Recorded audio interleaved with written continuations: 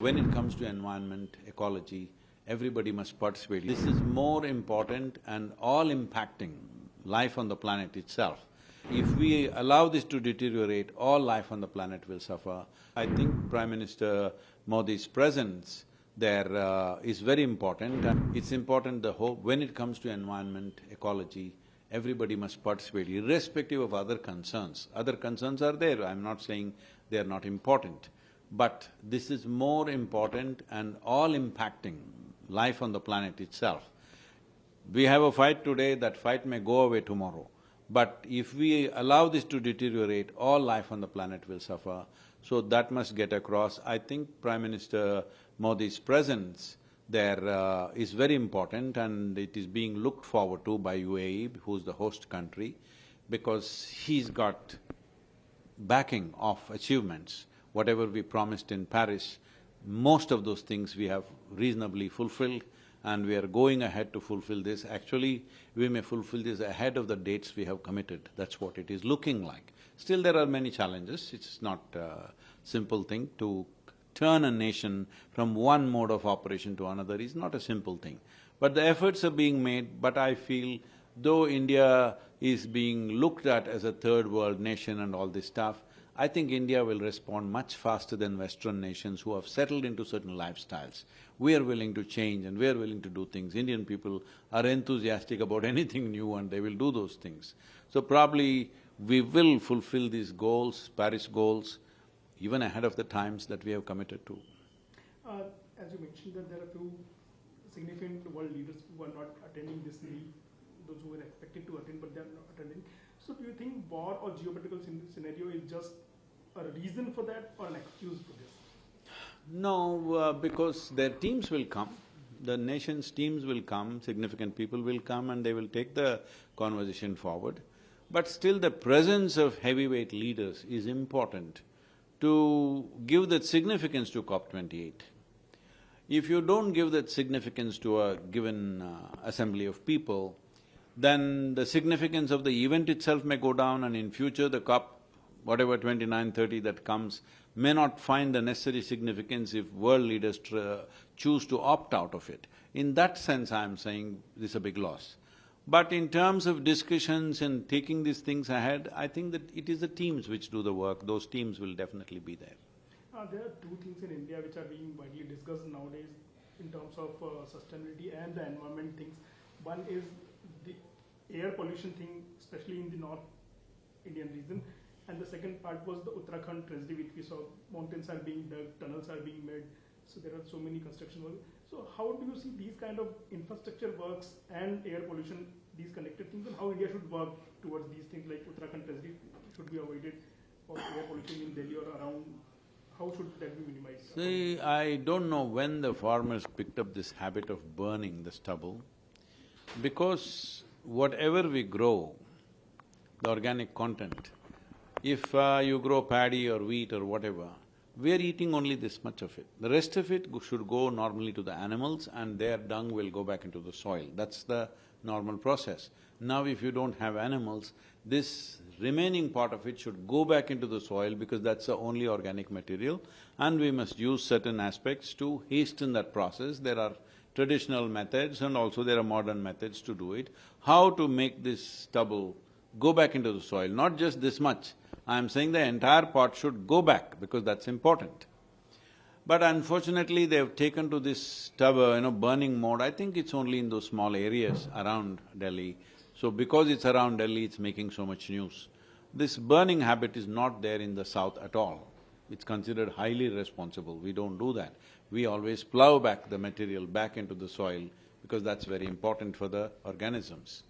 So that's a bad habit which education is needed and maybe some incentive is needed to do that. But we are only talking about this because of pollution in Delhi. That's not my concern. I'm not saying I'm not bothered about the citizens of Delhi. I'm saying my concern is Punjab's soil is dying. Putting back the stuff into the soil is more important than anything else. So in that sense, we must educate them, we must give them necessary incentives to put back as much organic material as possible back into the soil. About the infrastructure, see, our populations are big and we need infrastructure, we can't say no. At the same time, well, Himalayan mountains particularly are very fragile. It's where, I have trekked in Himalayas from the age of 19, 27 years I trekked in Himalayas every year. After that, I have been trekking in Nepal and Tibet, which is also Himalayas on the other side. The whole of Himalayas is a very rubble-like mountain. It's not like Western Ghats where it's solid rock. This is rubble-like mountain. If you disturb it, it can come down. At the same time, human beings have their needs. Roads could be done easily if we attend to it in a certain way, but the problem, I think, is really the hydel projects, which has created certain pressure. But this tunnel alone, we should not take it that seriously. It's an unfortunate human tragedy, but fortunately they all came out successfully. Tunnels collapsing happens everywhere in the world. It doesn't matter how you do it. Last year Joshimath, this year this incident. So Joshimath is a serious issue. Tunnel collapsing a little bit is not such a serious issue. It was it could have been a human tragedy because these 41 people, if they couldn't reach them slowly, lives would have been snuffed out. That would have been a tragedy. But tunnel little collapse here and happens everywhere in the world, that's not a big deal. But Joshimath is a different affair, that's a dangerous affair.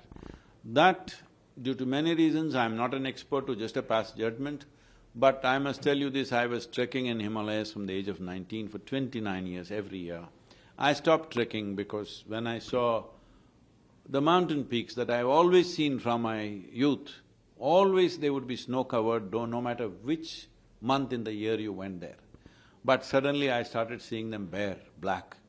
I couldn't bear it. After that I stopped going to Indian Himalayas, I started going to Tibet. In the last 18 years, every year I have been in the Nepal and Tibet region. So, even then, I have actually with the engineers, I have driven through this tunnel. After Uttarkashi, before Gangotri, there are tunnels going into the mountains, which now I think water is flowing because there were hydro dams. They drove me in a jeep up to 2 kilometers and back. Even then, when I spoke to the engineers, I said, what are we doing? Do we really need hydroelectricity here? We can set up a safe nuclear plant somewhere to get electricity. Himalayas are not the place to tap hydroelectricity. I know a whole lot of people won't like it, the governments won't like it, but I have to express my concern. Long-term hydro plants in Himalayas are not safe because Himalayas is a rubble-like mountain. I know this mountain so well. It's sitting like rubble, there is no solid rocks there. If it starts coming down, it could come down. People may see that it's part of the alignment, that some things will come down, some things will go up. That's one way of looking at it. But least amount of disturbance to those mountains which are held sacred for thousands of years. It is pilgrim centers. I think keeping them in terms of providing facilities for the people is important, but it need not become like a full-on tourism industry. It should be a pilgrim center. Pilgrim centers were always difficult to access and we had to walk and trek and go there. I think keeping that quality is very good and they will become far more popular among the youth if there is a trek to do to a temple rather than drive up to the temple. So, these are things to be considered, but widening the roads continuously is not a good idea. We must limit the traffic. If necessary, we should put a train, which is better than thousands of cars going there. One train could carry all of them. I'm not saying this is a solution, we could think of anything, but as far as possible, cutting more and more into the temple should be limited. We can't do without infrastructure, but at the same time, we don't want Himalayas to collapse in a big way. It's not that the entire mountain will collapse, but sides of the mountain have already collapsed. That is also a natural part, not necessarily because of infrastructure. Many times sides of the mountain comes down. This is the way it stabilizes itself because it's a growing mountain. But limited amount of meddling is best for Himalayas. This is my experience of life. Very important. We shouldn't call them resources, they're life-making material. We are all made of that. So, Safe Soil has already begun. So, what's the way forward for water and the air? We already ran the Rally for Rivers and we changed some of the river management policies, but the problem is these are concurrent issues. The central government, the river policy that we made, a 736-page book, that was put through Niti Aayog, and after all the experts saw it, they recommended this as a policy recommendation for all the 28 states. But as I said, states are in elections, states are in this, states are in that. A few states are little proactive and doing some things. Other states are… it's in the back burner, it's not the prime thing. Because to make investments long-term, people should give a mandate. It's very important. Because a government's life is 5 years. When it's 5 years, they try to do things which produce result in 5 years. Nobody want to invest in something which will take 15 to 20 years. For this, people should give a strong mandate. Our rivers, our soil, our air is our concern. Whoever fixes these things, we will vote for them. This voice should come from the people. That is why we caused these people movements. For Rally for Rivers, in 29 days, I gathered 162 million people supporting it. For Save Soil, in 100 days, 3.91 billion people across the planet were touched by this. These people's movements are because unless it is important in the people's minds, it'll never become important in the government's minds because these are democratic nations. That's the only way it'll happen. Ask the country which is always in elections, sometimes some local body elections, some assembly elections, and every year we go to some states going into elections. Or every month almost. Yeah. So how do you see a way out of it? Because I was, I think almost 16 or 17 years ago, I was the first one to suggest, probably, maybe not the first one, I was one of them, to suggest that one election, one nation is… one nation, one election is a very important thing. But political parties feel that if they're out in the cold, suppose you lose the election, you're out in the cold for next 5 years without any activity, it may be hard for them. So I suggested parliamentary elections happen once in 5 years and that's it. And assembly elections happen every, in between 2.5 years' time, and that is also for 5 years. So every 2.5 years there'll be an election. Along with the assembly election, you do everything else. Corporation elections, panchayat elections, whatever elected bodies are there, everything goes with assembly. Parliamentary election stands apart. Now the problem is, in case there is death, in case there is something, we must find a solution for that, that if nobody is going to die immediately after the election, let's say after 1 or 2 years if somebody passes away and there is a vacancy, I think it can wait till the assembly election comes and those by-elections can happen at that time. But election happens only twice in 5 years. That is one parliamentary election and was… I think we must move that way. We are wasting too much of time and energy, media space, and even for the political leaders, it's non-stop campaigning mode. Country won't develop like this if we are going on being in the election mode, because election, when it comes, everything, all of us know. Anybody who runs an institution or a business knows, election time means 3 months ahead of time and 2 months afterwards has hangover. Everything stops, nothing happens, no permissions happen, no licensing happens, nothing happens, government activity. Because everybody is in that, all the officials are drawn into it, police are drawn into it, all kinds of things.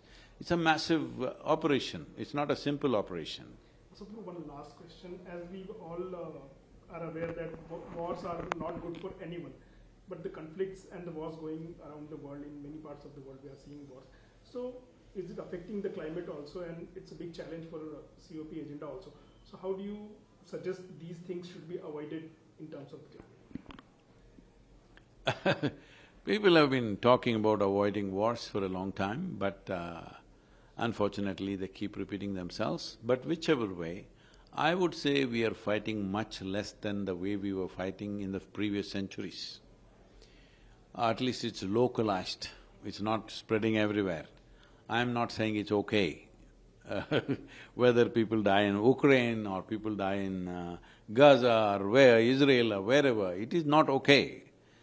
Essentially, I don't take sides in wars because I'm against war. How do I take sides? Who is right, who is wrong? War is wrong. Who is right, who is wrong doesn't arise in my mind, because everybody thinks they are right. That's the whole problem. So, war is wrong, this must get across.